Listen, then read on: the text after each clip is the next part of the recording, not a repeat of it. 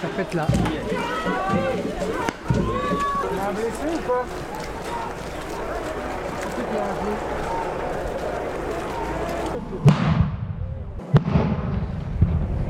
Bernard? Non mais ça pète là.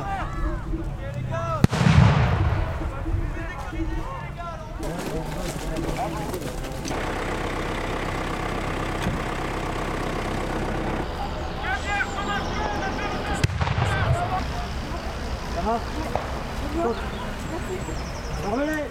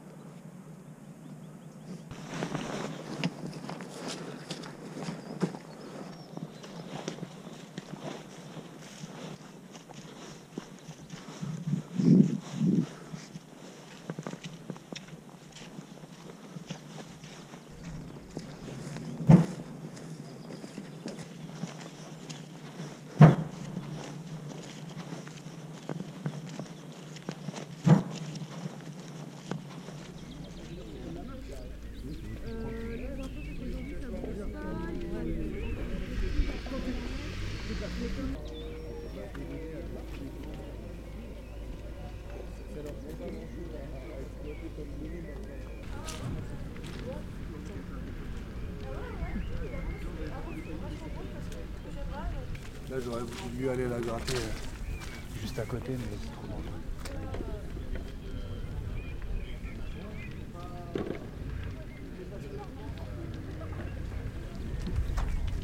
Ça vous dit un match de tennis les gars ou pas? Vous n'êtes pas un peu vieux pour aller patauger dans la boue?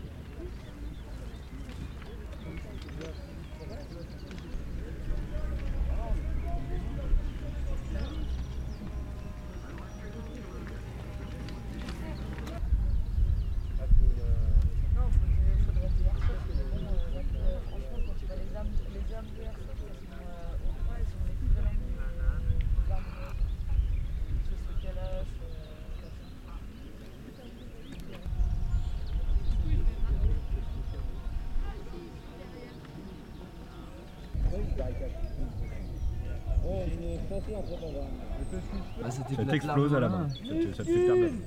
C'est pas bon.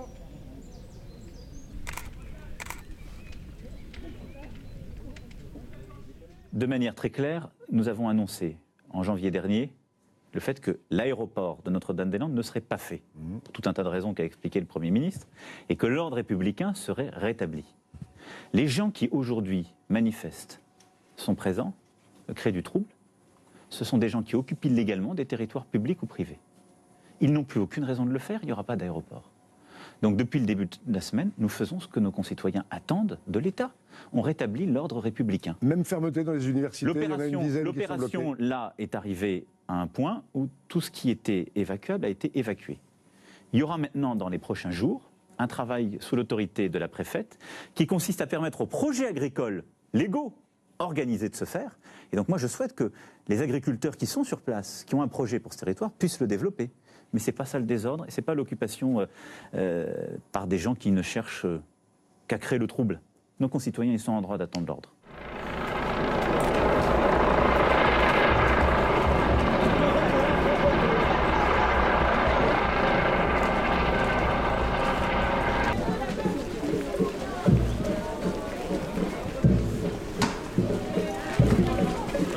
Ça pète là. Il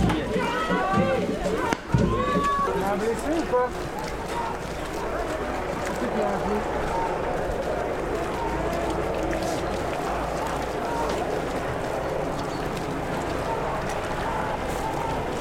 Sacha!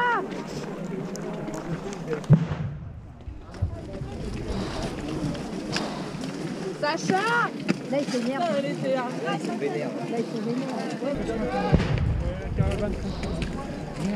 Malax, quelqu'un du Malax? Ouais.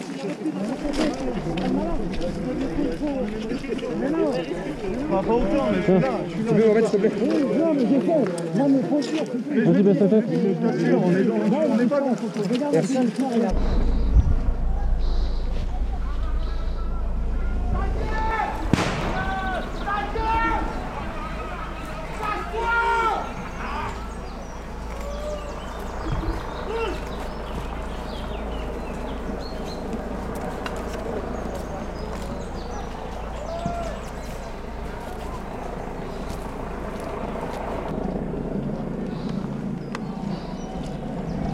Ok. Je vais pas prendre une flashball perdu.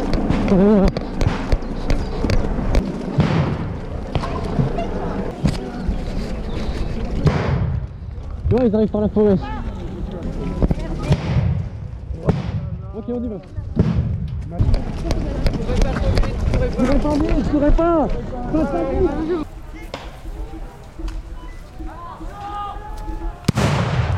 Non, mais Ça a pété là.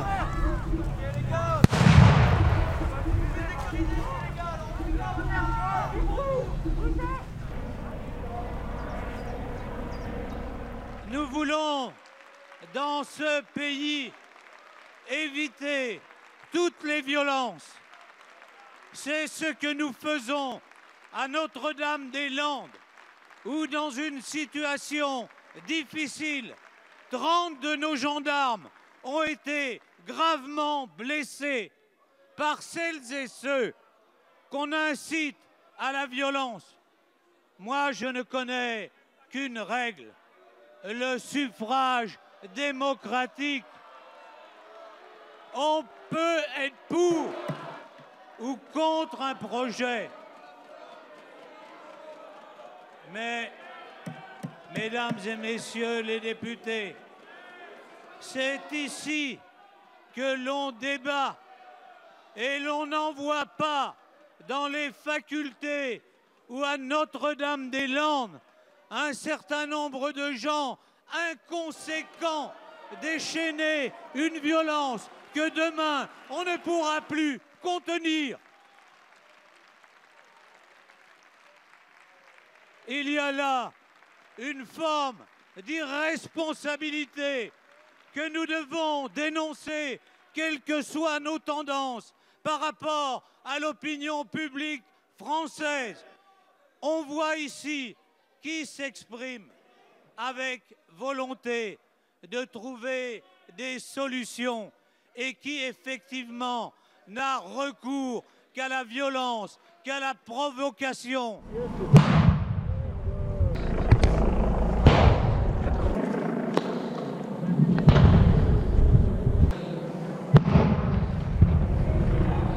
On va rien mettre à terre, quoi. Bernard.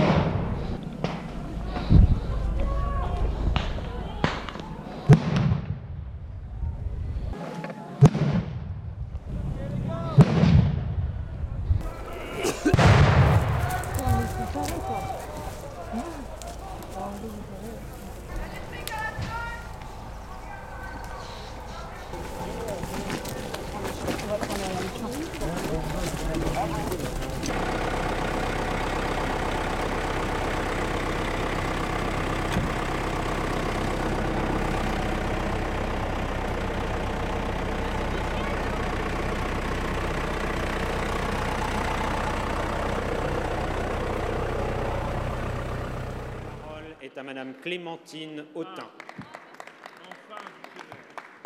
Monsieur le Président, mes chers collègues, ma question s'adresse au Premier ministre. Depuis le début de la semaine, votre gouvernement s'est lancé dans une fuite en avant autoritaire particulièrement dangereuse pour notre démocratie. À Notre-Dame-des-Landes, vous passez en force, en lieu et place de tout dialogue, de toute solution politique, alors même que vous n'avez pas encore de projet véritable pour ces terres. Vous envoyez les blindés pour déloger manu militari les occupants et à l'abri des caméras, les médias étant priés d'aller prendre leurs informations et leurs images auprès du ministère de l'Intérieur. Votre gouvernement dit agir au nom de l'ordre, mais ne voyez-vous pas que ce que vous générez, c'est un triste désordre dans notre pays? La ferme des Sangs est saccagée. Plus d'une trentaine d'occupants sont d'ores et déjà blessés, des gendarmes aussi. Et certains font part de leur lassitude, de leur incompréhension face à une intervention qui vise à montrer les muscles au moment où la contestation sociale s'aiguise. La même stratégie brutale est appliquée pour étouffer le mouvement étudiant qui se mobilise contre une sélection indigne et pour des conditions d'études décentes. Et pour leur répondre, c'est la matraque que vous levez. À Lille ou à Nanterre, les interventions de CRS dans les universités. Peut-on... Mes chers collègues, un peu de Voyez calme. le désordre, Monsieur le Président. Et cet amour de la démocratie. À Lille ou à Nanterre, oui, les interventions de CRS dans les universités vont laisser d'amères traces dans votre rapport avec la jeunesse. Et cette méthode, elle s'apparente à une stratégie qui est une stratégie de pénalisation de toute forme de contestation populaire. Et finalement, votre prétendu nouveau monde n'est qu'un régime bien ancien. On y laisse tranquille les évadés fiscaux pendant qu'on est en train Madame la de députée. pénaliser ceux qui La réclament. parole est à Monsieur Gérard Collomb, ministre d'État, ministre de l'Intérieur.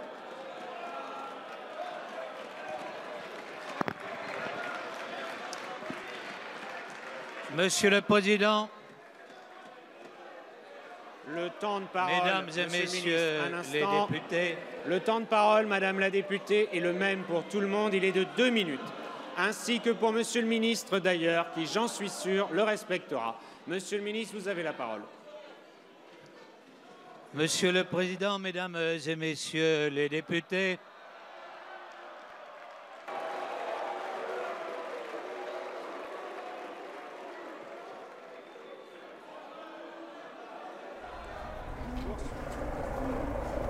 Ça sert à rien de rester là.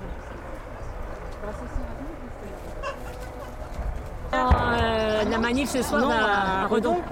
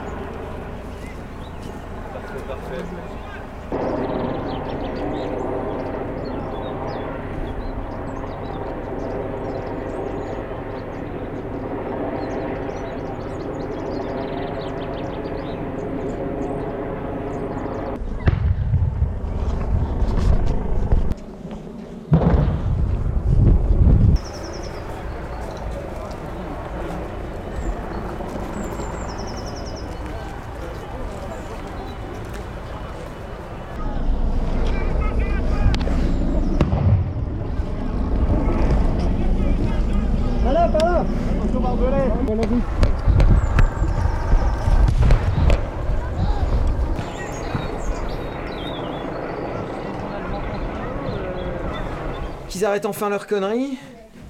On avait appelé un pique-nique 13h, vous étiez là, hein, il y avait des centaines de personnes de tous âges, des soutiens qui sont venus, pas mal, les gens qu'on voit généralement dans le mouvement, quoi, nos voisins, des gens des comités locaux, toutes sortes de personnes qui sont venues, il y avait de la musique, une photo qui a été prise dans le champ, et à ce moment-là, il y a eu une attaque quand même très violente, hein, qui a fait de nombreux blessés, avec des grenades, des lacrymos, etc. Et une attaque simultanée de plusieurs autres maisons, habitats de la ZAD qui sont en train d'être détruits et attaqués, hein, l'Isolette, le Gourbi, la maison de la sécherie, sachant que ce matin il y a déjà eu plusieurs autres maisons qui ont été détruites mais plus à l'est, c'est-à-dire la Gaîté et la Boîte Noire. Je suis désolé, je suis fatigué. Il y a un autre lieu projet agricole qui a failli être détruit. Les tractopelles sont repartis, on ne sait pas exactement. Voilà. Je ne sais pas si tu veux. Vous avez un bilan de blessés ? Non, je l'attends. L'équipe médic devrait me rappeler pour me dire. On avait quand même envie de clarifier une petite chose à propos de ce soi-disant, alors du gendarme qui aurait été blessé par une grenade, où la préfète a dit que c'était peut-être parce que une personne du mouvement l'aurait renvoyé. Il faut quand même arrêter avec ce genre de choses. Ces grenades, elles explosent très rapidement, hein. C'est pas des grenades qu'on lance et qui attendent 3 minutes avant d'exploser. Donc si elle était tombée et il aurait fallu que la personne ait le temps de la voir, de la ramasser, de la rebalancer, elle se serait forcément, elle, blessée. Donc il faut vraiment arrêter avec ce genre de mensonges. Si les gendarmes envoient tellement de grenades qu'ils finissent par se les reprendre sur la tête, eh ben, qu'ils en tirent les conséquences, mais qu'ils n'accusent pas notre côté d'en être responsable. C'est vraiment abject. Donc nous, on continue à exiger l'arrêt immédiat des expulsions, de ces offensives qui sont complètement aberrantes, et on continue à exiger la poursuite des discussions sur un cadre collectif, parce qu'on sent bien qu'il y a une espèce de chantage à la violence, d'essayer de nous faire lâcher là-dessus en envoyant de plus en plus de gendarmes et de plus en plus de grenades, et que ce qu'on tient ici, les valeurs qu'on porte, elles sont trop fortes pour qu'on se laisse intimider de la sorte. Vous avez le sentiment que ça n'a jamais été aussi violent que ça, cet après-midi, là Ce qui est sûr, c'est que là, vous voyez, il y a de plus en plus de monde qui réagissent, hein, c'est absolument fou. En fait, il y a des actions de soutien de New York à la Palestine, partout, en fait. Il y a des mairies occupées partout en France. Il y a des rassemblements. Ce soir, il va encore y avoir des manifs, des rassemblements partout. On a des amis, des groupes, des comités de soutien qui nous disent on arrive sur la ZAD. Ça arrive de partout parce que c'est insupportable pour les gens de voir de loin l'image de ces destructions, de voir des gens résister sans se joindre à eux. Donc des gens arrivent de partout. Il y a des rendez-vous qui sont donnés ce week-end, il y a encore des gens qui vont arriver de partout. Si la préfecture, après ce qu'elle a fait lundi, mardi, voulait faire exploser la colère, elle ne pouvait pas mieux faire que cet après-midi attaquer un pique-nique avec des gens de tous âges, de tous horizons qui étaient venus en soutien, qui étaient là avec de la musique, qui marquaient leur indignation de voir ces habitats détruits. Elle a attaqué ce pique-nique, hein. Clairement c'était une décision d'attaquer les gens, de les blesser. Des personnes qui étaient pas en position offensive de quoi que ce soit à ce moment-là, je veux dire, et le pique-nique a été attaqué, donc à un moment il y a quelque chose qui devient complètement incompréhensible dans la stratégie de provocation de la préfecture et dans la manière dont elle poursuit ces destructions qui sont déjà dégueulasses en elles-mêmes. Mais là, au moment où en fait on appelle le mouvement largement un pique-nique de protestation, attaquer ce pique-nique, c'est complètement aberrant. Donc voilà, à un moment on ne comprend plus. Ils essayent de faire monter de plus en plus la colère. Est-ce qu'ils veulent poursuivre l'éradication de la ZAD ? C'est clair que de plus en plus de personnes ne les laisseront pas faire. Il y a un mouvement social en cours partout par ailleurs. Je ne sais pas ce que ce gouvernement veut, quelle étincelle il risque de faire partir ici, mais c'est absolument fou. Ce que je voulais dire aussi demain, c'est qu'à 9h, c'est important, à 9h devant le tribunal de Nantes, la préfète devra répondre devant la justice des expulsions de la ZAD. Il y a un référé qui a été fait pour voie de fait par rapport à l'expulsion des sans-noms, c'est-à-dire que la personne habitant au sans-nom, une des 10 personnes habitant au sans-nom, s'était nommée plusieurs fois en 2013, en 2016. Il y a quelques mois encore, auprès de la préfecture, avait demandé à être mise au courant d'éventuelles procédures d'expulsion qui auraient été faites à son encontre. On ne lui en avait jamais informé d'aucune procédure. Donc là, on a toutes les preuves que la personne était identifiée, connue de la préfecture, du propriétaire. Donc il y a un référé qui a été fait, pour voie de fait, tout simplement, qui concerne un peu tous les autres habitats aussi qui ont été expulsés, parce que les autres habitants n'ont pas plus eu droit aux procédures minimales qui sont nécessitées pour faire ce type d'expulsion. Donc voilà, demain à 9h au tribunal, il y aura et un rassemblement et la préfecture qui devra s'expliquer sur l'illégalité des expulsions, en l'occurrence de celle des sans-nom, mais ça concerne l'ensemble des expulsions d'habitat de la ZAD. Ah ben, choisir le moment où les gens viennent en soutien pour dire, c'était en gros comme si on disait, les soutiens, les gens qui sont indignés, on vous emmerde, on va vous montrer qu'on peut faire pire encore, face à vous tous, on va vous montrer qu'on va continuer les destructions. Oui, effectivement, c'est pour tous les gens qui sont venus en soutien, la stratégie préfectorale est de les insulter et de leur cracher au visage. Et puis il y a vraiment quelque chose, c'est qu'on veut les mater. Voilà, c'est un mouvement qu'on veut mater. Et on voit bien que ce qui est insupportable à ce gouvernement, c'est la solidarité qui peut y avoir et le fait que ce mouvement dont on a toujours dit qu'il était fort, qu'il était ensemble, voilà, je pense que le gouvernement a essayé de miser sur des divisions dont on avait toujours dit qu'elles n'existaient pas. Il y avait des désaccords, oui, des désaccords, parce que c'est comme ça que ça fonctionne entre les gens. On n'est pas toujours d'accord, mais on se tient ensemble. Et je pense que c'est ça que le gouvernement essaye de faire plier. Et je crois qu'il n'y arrivera pas. Voilà, et que du coup, il va falloir assumer de blesser, de mutiler potentiellement. Si ça continue comme ça va forcément mal se terminer. Les armes qui sont utilisées, il ne faut quand même pas l'oublier. Il y a de plus en plus de jets de grenades Gli F4. C'est la même famille que les grenades qui ont tué Rémi Fraisse. Donc on se demande vraiment ce qu'ils cherchent et ce qu'ils attendent. C'est vraiment hallucinant. Il faut vraiment que ça s'arrête, en fait. Parce qu'il faut quand même rappeler que là, on est dans cette situation-là pour des gens qui essayent de préserver un bocage et en gros, parce que des gens n'ont pas envoyé les bons papiers à temps. Voilà, on est dans cette situation-là. Et que des gens ne veulent pas envoyer chacun leur nom pour dire « moi ». Individuellement, je vais faire telle activité, on défend une idée du collectif. Donc on est en train de mater des gens qui essayent de dire, nous, on veut pouvoir continuer à vivre, travailler, préserver un bocage sur des valeurs de solidarité. Voilà ce qui est en train de se passer. On essaye de casser ça, et ils n'y arriveront pas. Vous allez les envoyer, ces papiers, à la fin ? Les conventions individuelles ? Non, mais non. En fait, c'est pas comme ça qu'on veut travailler ici, c'est pas comme ça qu'on vivra. On a un projet qui est solide. Vous avez rencontré les gens qui étaient là hier. Enfin, il faut quand même pas exagérer. On n'est pas dans une situation où les gens veulent faire n'importe quoi. On est sur un projet solide qui veut pouvoir développer un modèle autre que le modèle qui est défendu par la Chambre d'agriculture, qui mène surtout à la pollution, à la destruction de la biodiversité, à des taux de surendettement hallucinants, à des taux de suicide qui ne vont qu'en s'accroissant. On est en train d'essayer de dire on peut travailler autrement. Donc non, on n'enverra pas les foutus papiers pour casser cette volonté-là. Mais il y a des règles à respecter dans une société. Alors, vous me dites ça en ce moment-là ? Là ? Vous êtes en train de me dire il y a des règles à respecter alors qu'on est en train de casser, de mutiler. Il y a un gouvernement qui est en train d'expulser les gens de manière illégale. Nous, on a dit qu'il y a des rendez-vous qui ont eu lieu de concertation avec la préfecture pour essayer de trouver le cadre légal. On a envoyé une convention d'occupation précaire globale qui était un texte juridique qui permettait la régularisation. Donc ça, c'est pareil, il faut arrêter avec ce truc de « il y a des règles à respecter ». Oui, il y a des règles à respecter. Nous, on essaye de trouver des moyens de travailler dans la solidarité, dans la préservation du vivant, avec un cadre légal. Et voilà ce qu'on nous envoie. Du coup, le coup des règles à respecter, moi je veux bien, mais ça me paraît un peu léger comme argument quand même.